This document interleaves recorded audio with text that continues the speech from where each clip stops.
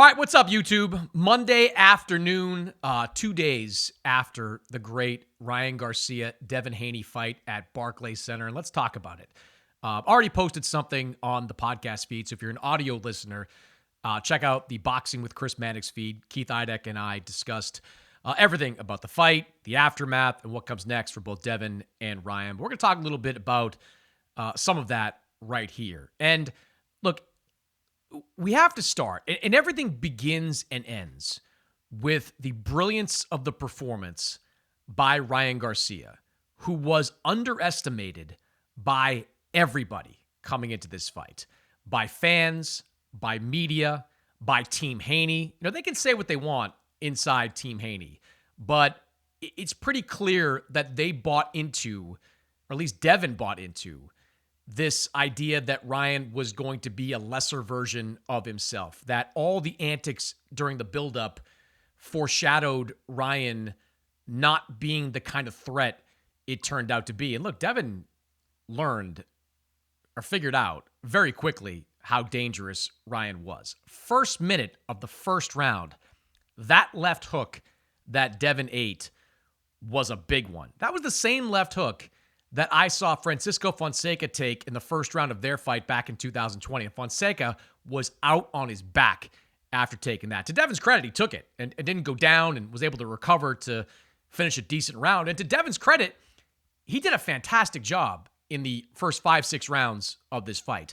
When you got to that fourth round, the fifth round, even the sixth round, and you saw the way Devin was fighting, it looked a lot like what we saw against Regis Prograis, where Devin was controlling the pace of the fight.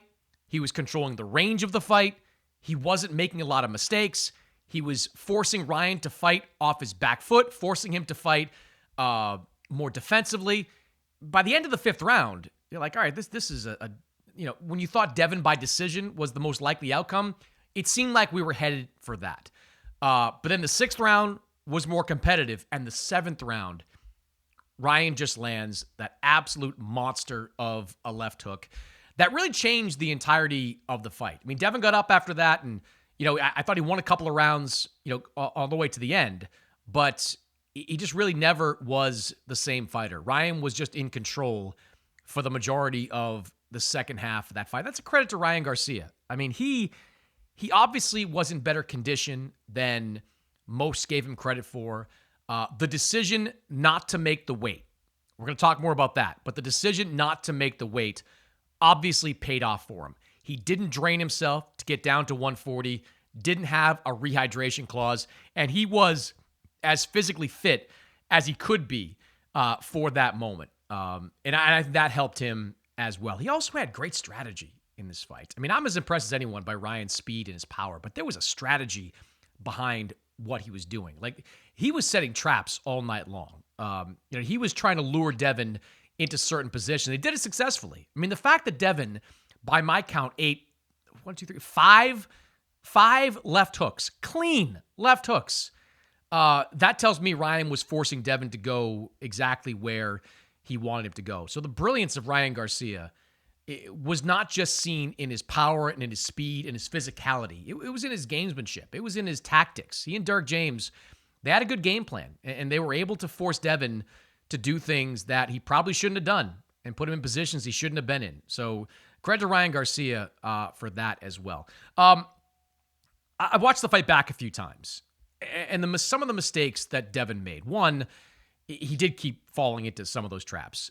He didn't keep his right hand up enough to block or mitigate that left hook. I mean, those left hooks he was getting hit with were clean. I mean, some of the narrative I'm seeing in the aftermath of this fight was Devin doesn't have a chin. My takeaway is Devin has a great chin, right? Like, how many fighters, seriously, how many fighters have been hit by those left hands by Ryan Garcia and gotten up? I mean, Tank didn't get hit by one, so we'll never know. But every other fighter that got hit by that left hook clean went down. I mentioned Fonseca. He went down one punch. Luke Campbell, body shot version. He went down one punch.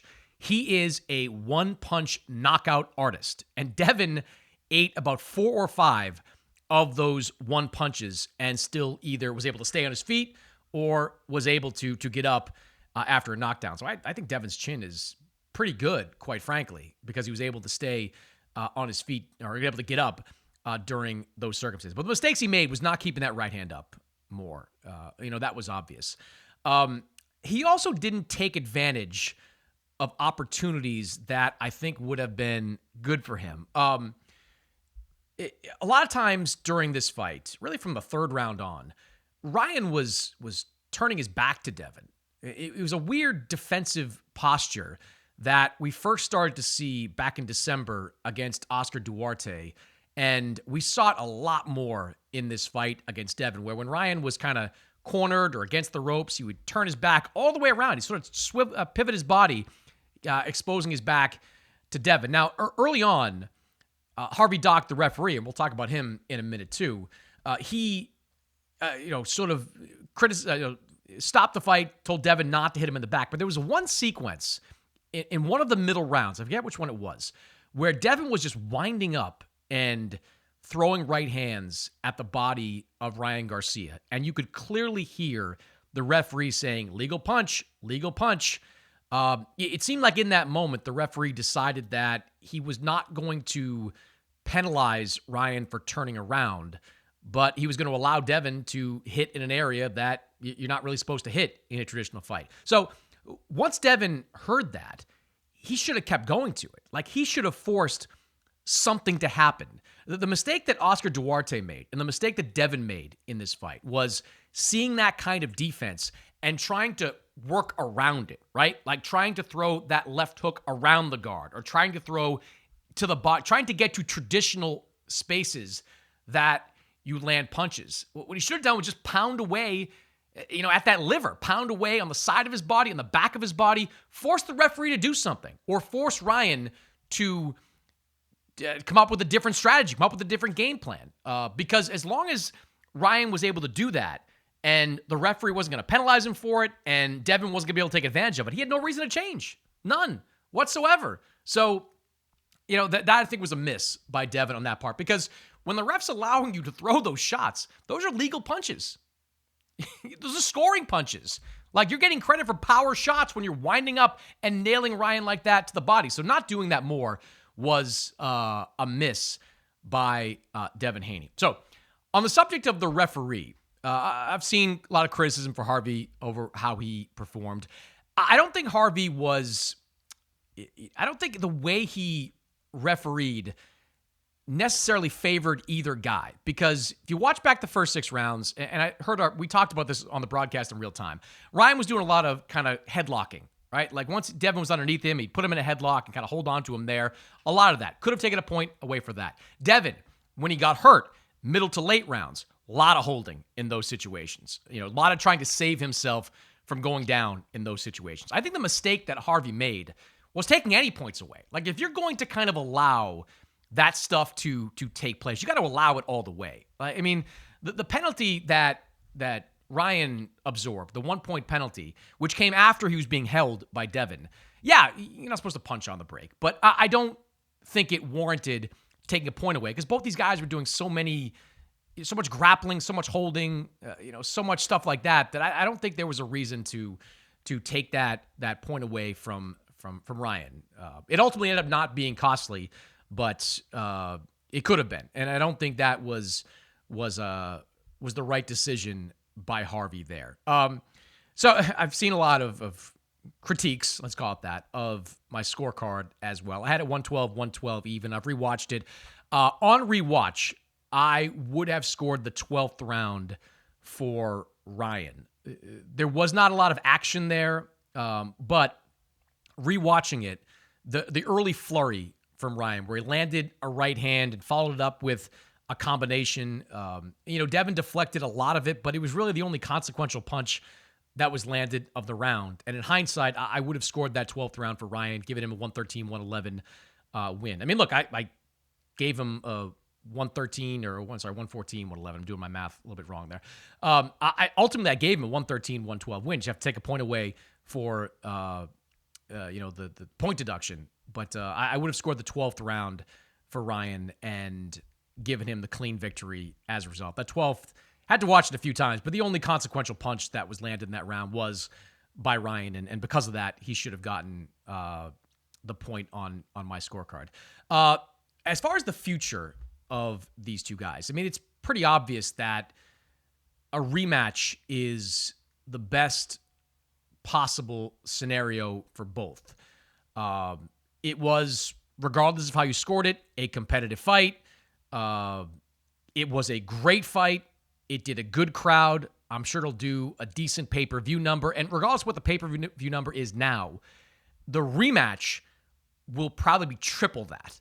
Because, look, I don't know that how Ryan acted on social media is what you want to do to try to sell a fight. Because the storyline going in was Ryan going to be able to win, right? Like, what kind of condition was Ryan in? What kind of mental fitness did Ryan have? Like, that's the kind of thing that I don't think has people running to spend $70, $75, whatever it is, on pay-per-view.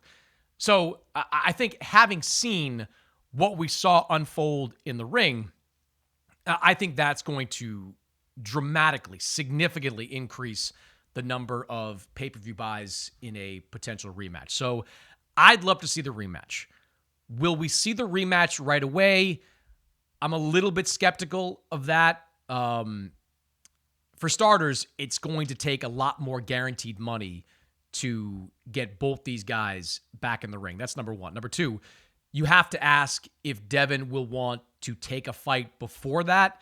Maybe it's his title defense against Sandor Martin, which is the next one in line. Sandor Martin got some money to step aside for this fight. He'll want his chance at a 140-pound title next. Devin has said he's willing to take that fight. Does he take that fight, try to get a win, maybe rebuild his confidence a little bit, and then go into a Ryan fight in 2025? That's possible. Does Ryan look for another fight at 147, which he says he's moving up to kind of get used to the weight? No shortage of guys there that would be willing to get in the ring with him. I actually think Conor Benn, some trash talk between those two on social media, it's actually a pretty good fight for Ryan. Conor's a name over in the UK still. He has not fought great competition, so it's not like he'd be a favorite of any kind. He'd probably be an underdog going in a fight like that. And look, there have been some questions about Conor Benn's chin as well. It has some danger because Conor Benn is the naturally bigger fighter, fighting at 147, fighting at 154. But I think that's a pretty good fight for Ryan if he wants to do it in Southern California, Vegas, one of those two places. So I can see an interim fight between the two of them before we get to a rematch. But a rematch is going to happen. And that's why, these guys are both 25 years old, and they took a fight on this level. I love it. And what that does is put both of them in position for a rematch. If Devin can win, maybe a third fight. There's these two were inextricably linked to each other back in the amateur days. Now they can be linked to each other permanently in the pros if they fight two, maybe three times in the pro ranks. So I think we'll get it. I'm not so sure we're going to get it in 2024. Now, finally, the critics of Ryan after this fight have pointed to the weight, right? And it's fair. Ryan came in at 143.5 for this fight. Devin made the 140-pound limit.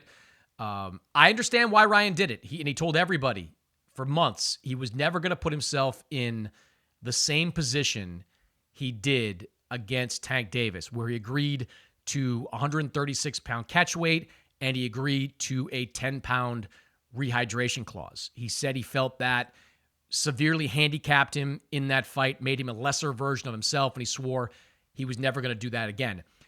What he did kind of do, though, was do it to Devin. There was no rehydration clause for Devon Haney, but he forced Devin to cut his way down to 140 and make a weight that clearly he's not all that comfortable with. Devin at the weigh-in did not look good. He forced Devin to work really hard on Friday, whereas he pumped the brakes on it at some point. So the criticism there is fair that, Ryan did to Devin sort of what Tank did to him, and that should be brought up, and that's part of this story, no question about it, which makes a rematch that much more important. Let's do the rematch at 147. Ryan wants to fight at welterweight. Devin has no problem making welterweight. I think Devin would be more comfortable fighting Ryan Garcia at 147 pounds. Won't have to kill himself quite so bad to get down to a lower weight class. So if they do a rematch, and hopefully that happens, I think it should happen at an even 147 pounds. Title, no title, who cares? We just want to see these two guys in the ring. That was such a great atmosphere, such a great crowd. And look, such a great moment, to put a button on it. Such a great moment for Ryan. The critics of him said before the fight that if he loses and loses in the way that a lot of people thought he would, then we could see Ryan on like the influencer circuit, part of the X series in his next fight. He would become kind of a sideshow. He's not a sideshow. He's a great fighter. He has got the kind of physical tools that any fighter would kill for, and he has got a lot higher boxing IQ than people give him credit for. He won that fight against Devon Haney with his feet, with his brain, with his attributes, as much as he did with raw power and raw speed. It's the truth. So credit to Ryan Garcia for pulling that off and putting himself right back in the mix. One other thing, like a lot of Devin has done stuff now too. This is what drives me crazy. The same people that are saying Devin is done are largely the same people that thought Ryan was a joke after the Tank fight, that said Ryan was a quitter, that said he could never win at the elite level, that he was more a sideshow than he was a real boxer. I mean, there was people were hovering around Ryan's grave after that Tank fight. And the same people are kind of hovering around Devon Haney. I know it was a tough fight. Like, he took a lot of punches, no question about it. Whether or not he broke his jaw or did any other damage, I don't know. But he took a lot of punishment in that fight. He needs a break, a long break. But the idea that Devin can't come back, that's just stupid. That's just goofy. He's 25 years old, tough fight. He'll be back, and he'll be back in high-profile fights sooner rather than later. We got to get past this whole mantra of or this belief that a loss is meaningful. Unless your favorite fighter is Floyd Mayweather, every one of your favorite fighters have had losses. Oscar De La Hoya had 5 losses. Sugar Ray Robinson had 19 losses. Sugar Ray Leonard, Marvin Hagler, go down the list. Julio Cesar Chavez, every all-time great. Muhammad Ali, losses on their resume. Manny Pacquiao, losses on his resume. It happens. You lose in boxing. When you take fights at a high level, you lose. And criticizing guys for losses discourages them from taking fights. Like, don't we want guys like Devin and Ryan taking chances at 25 years old? Do we really want to wait until both those guys are in their 30s, like a decade to go by? Look at the Spence Crawford fight. Like, I would have loved to know what that fight looked like, 4 years ago, before the car accident of Errol Spence, before some of the other damage he incurred. Maybe we would have gone the exact same way. I don't know. But I don't want to wait forever to get these kind of matchups. I want to see them once. I don't want to see them twice. I want to see them 3 times. I want to see them a bunch of times. That's how you get boxing back. What we saw on Saturday night was an example of why boxing is still the best sport in the world. It's great. At its best, it's great. We see more of it at its best. So stop with the, Devin is finished. He'll never be the same fighter again. He was overrated. I mean, he's not overrated. He's a top 10 pound-for-pound guy. He beat Lomachenko. You might have had it scored a different way, whatever, but 3 judges said he beat Vasily Lomachenko. He blanked Regis Prograis. He's got 2 wins in Australia over George Kambosos. He wasn't overrated. He got beat on that night by the better fighter. Ryan was the better man that night, and maybe he's the better man again in the next fight. I don't know. I just want to see it, and I don't want us out there criticizing guys for taking fights and losing, because they will be back. Devon Haney will be back, just like Ryan Garcia was back.